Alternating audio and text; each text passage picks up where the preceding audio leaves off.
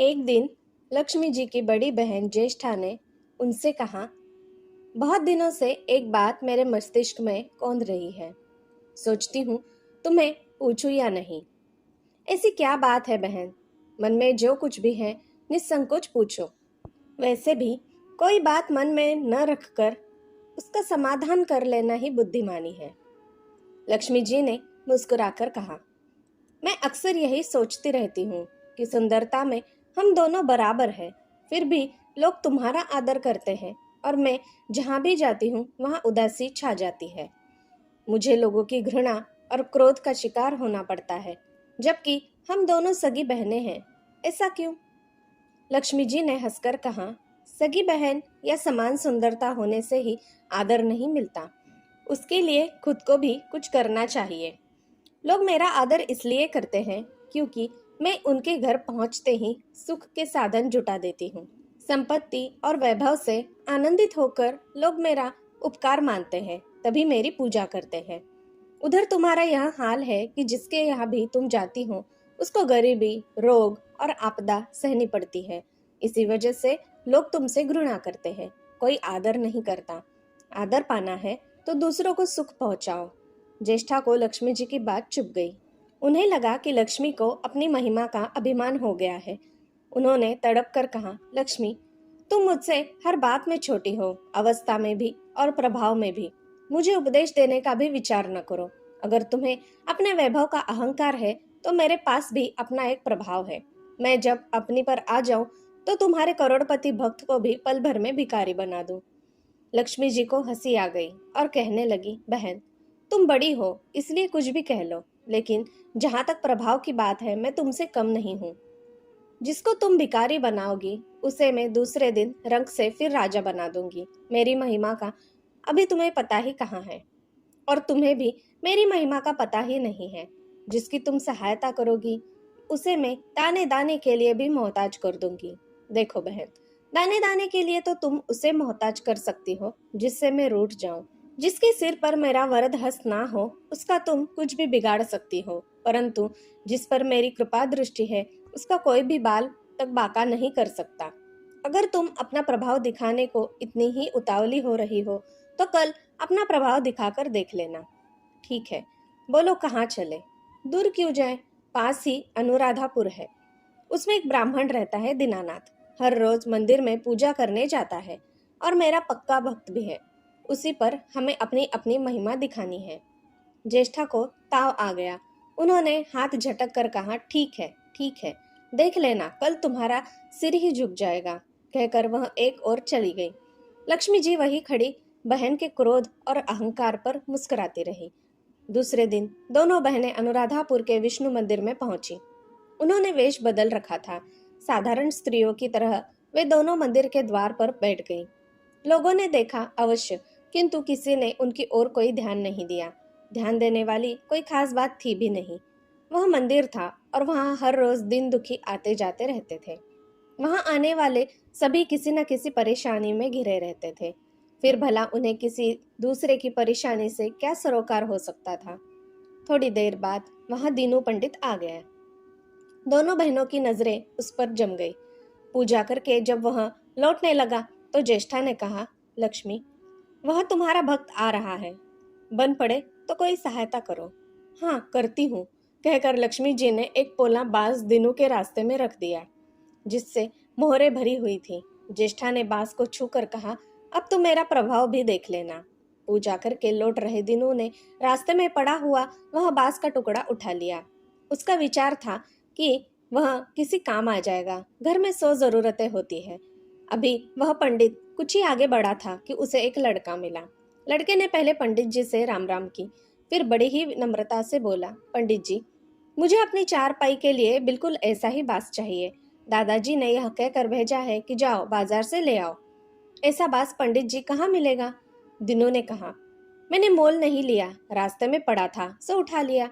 लो, तुम्हें जरूरत है तो तुम रख लो। वैसे बाजार में 1 रुपए से कम का नहीं है। लड़के ने चवन्नी देते हुए कहा, मगर मेरे पास तो यह चवन्नी ही है। पंडित जी, अभी तो आप इसे ही रखिए, बाकी 12 आने शाम को दे दूंगा। पंडित जी खुश थे कि किसी बिना हिल हुज्जत के रुपया कमा लिया।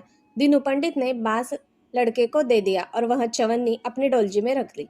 मंदिर के पास खड़ी दोनों देवियां यह सारी लीला देख रही थी।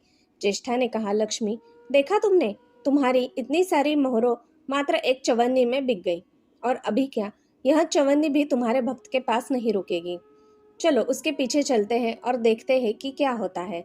दोनों बहनें दीनू के पीछे पीछे चलने लगी। एक तालाब के पास दीनू ने डोलची रख दी और कमल के फूल तोड़ने लगा। उसी बीच एक चरवाहे का लड़का आया और डोलची में रखी हुई चवन्नी लेकर भाग गया। दीनू को पता ही नहीं चला।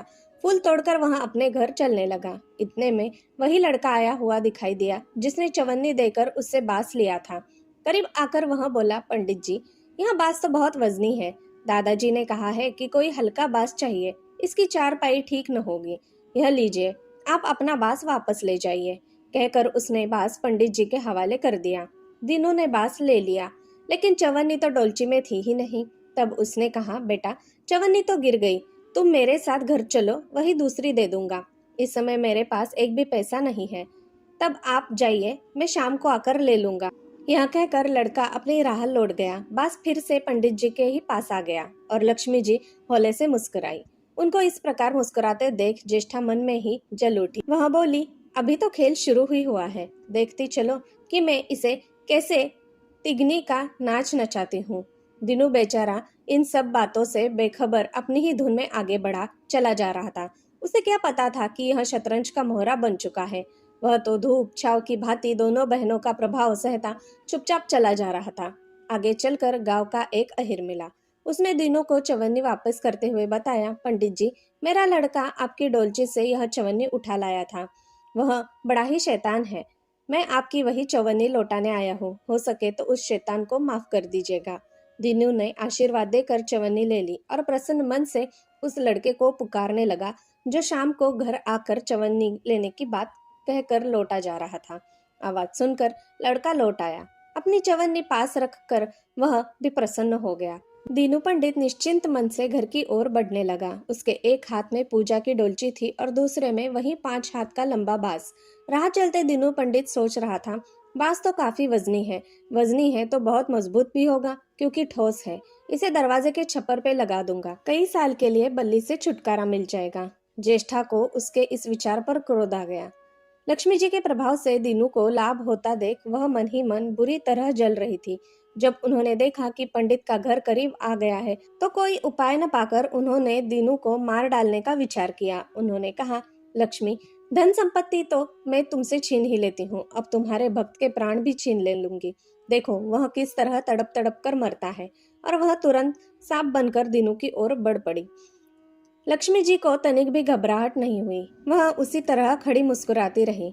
सहसा दीनू चौंक पड़ा।